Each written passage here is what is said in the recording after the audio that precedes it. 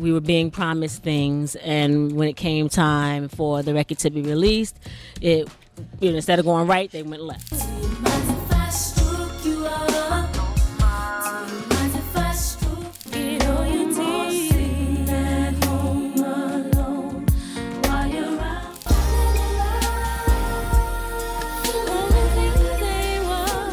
The 90s were a total vibe when it came to epic tunes. We had K.R. songwriting, next-level beats, and artists who could seriously bring it. It was a fierce scene, and only the real talent shone through. Think In Vogue's soulful energy, SWV's silky harmonies, and Changing Faces' classy yet sultry sound.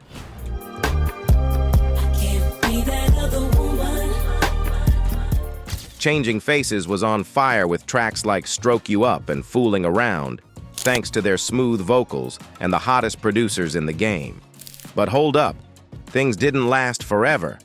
After dropping 3 K.R. albums in just 6 years, creative differences split them up. Drama.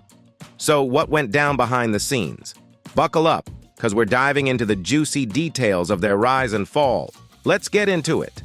Charisse Rose and Cassandra Lucas, 2 NYC gals from the iconic LaGuardia High School of Performing Arts, were destined for greatness. Cassandra spilled the tea to R&B Junkie Official about how they started with tiny gigs and auditions just to break in as backup singers. They landed a spot with Sybil, and that's when they had a light bulb moment. Let's start our own group. They roped in their friend Charnice Carter to be their manager, and the rest, as they say, is history. Here's the kicker. While most R&B crews were rolling with huge lineups, Changing Faces decided to keep it just the 2 of them. Total game changers. Even when labels were like, nah, men need more than 2 women to look at, Charisse and Cassandra just shrugged it off. They kept hustling, hit up college, and kept perfecting their skills. In 1993, Charisse and Cassandra landed a major break when they met Kenny Smooth Cornegay, the big guy at Spoiled Rotten Entertainment. He was also teaming up with Big Beat Atlantic Records and saw something special in them. The girls were so pumped, they even ended up belting out their tunes for exec Craig Coleman right on a street corner. Talk about making an impression. Their demo totally made waves and caught the eye of Robert Kelly, aka R. Kelly, who was just starting to blow up with his group public announcement.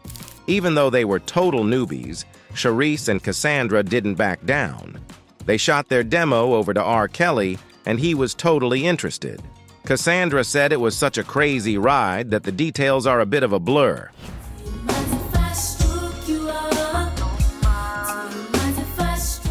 In no time, Charisse and Cassandra were flexing their songwriting chops on tons of tracks.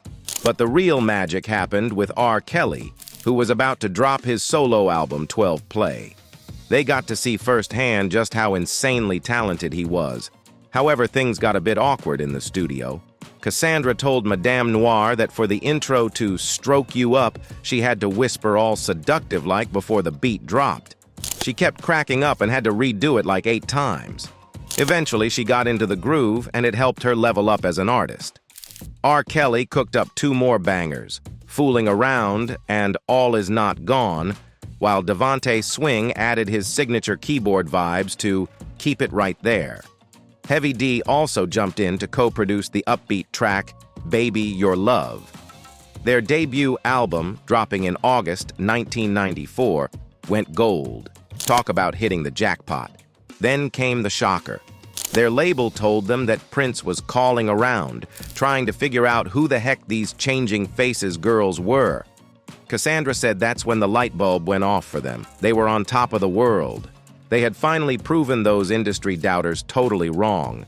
They proved you didn't need to be all provocative to slay the charts. You just needed mad singing skills. Charisse and Cassandra were on fire, riding high on their debut album for a while. They even dropped a track, I Got Somebody Else, on the High School High soundtrack in '96.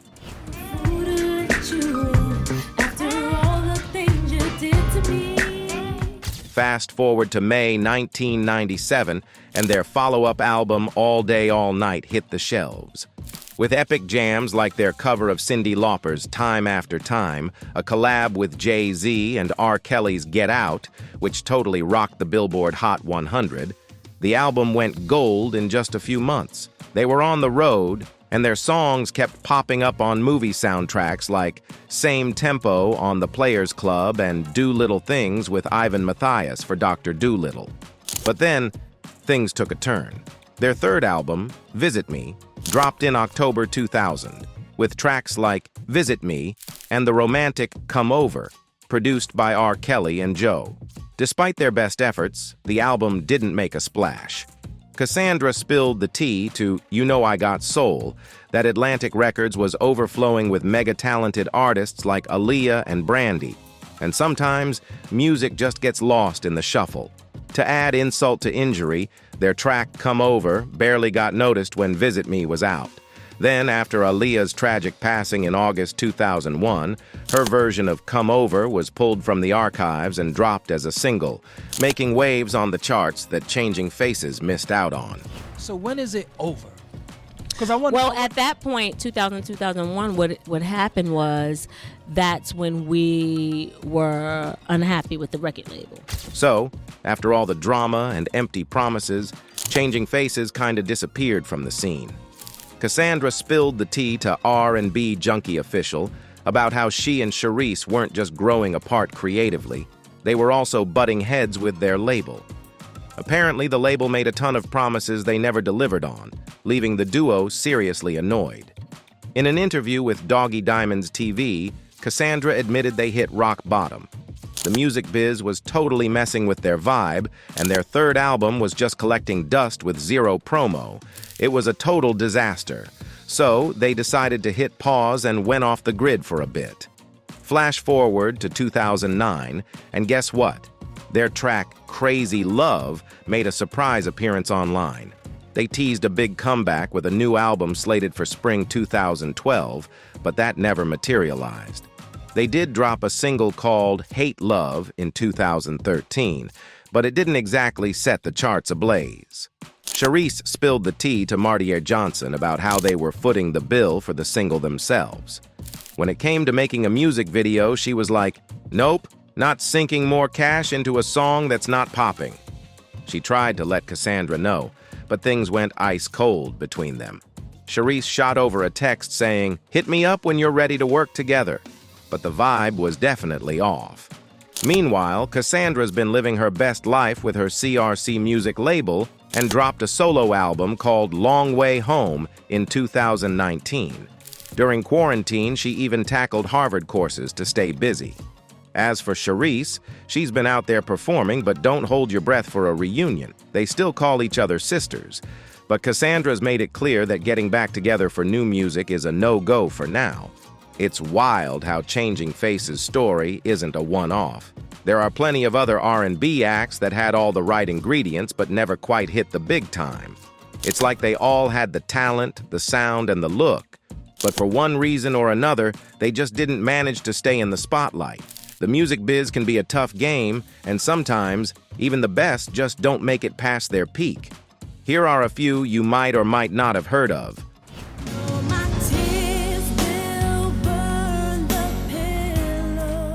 The saga of Allure highlights a recurring theme in the music industry, promising R&B acts that had the talent but didn't quite make it big.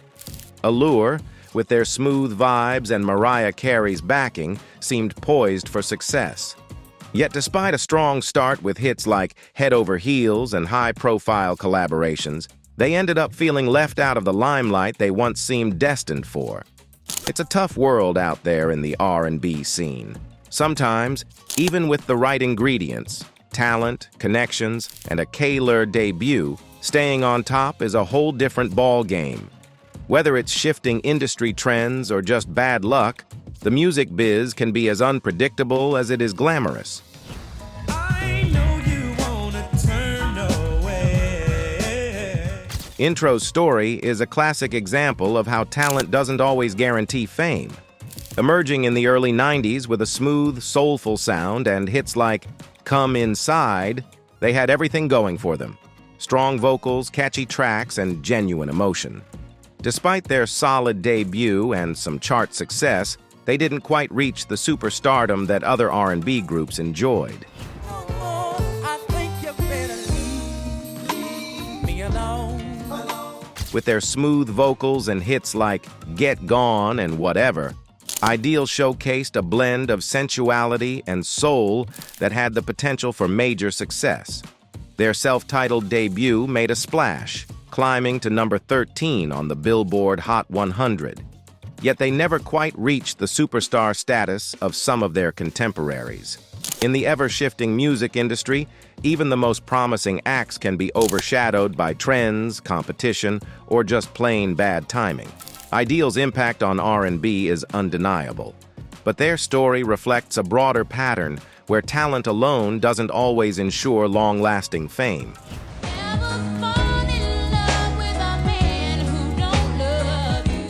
Moke and Steph's story is a classic case of a promising R&B act that never quite hit the long-term big leagues. Despite their catchy hit, He's Mine, landing at number 7 on the Billboard Hot 100 and making a brief splash on the UK singles chart, their follow-up single, S in the Rain, didn't fare as well.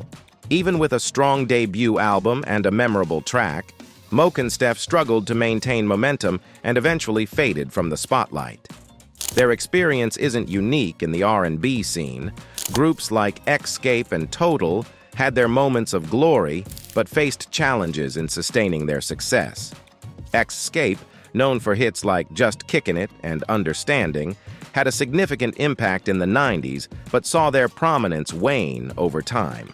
Similarly, Total's smooth R&B tracks and collaborations with Puff Daddy got them noticed, yet they didn't achieve the lasting fame of some peers. Even highly talented acts sometimes find it difficult to keep the spotlight on them in the competitive world of R&B. Moke and Steph, with their vocal prowess and hit single, is a reminder that success in the music industry can be fleeting, and many great groups have struggled to stay on top despite their initial impact.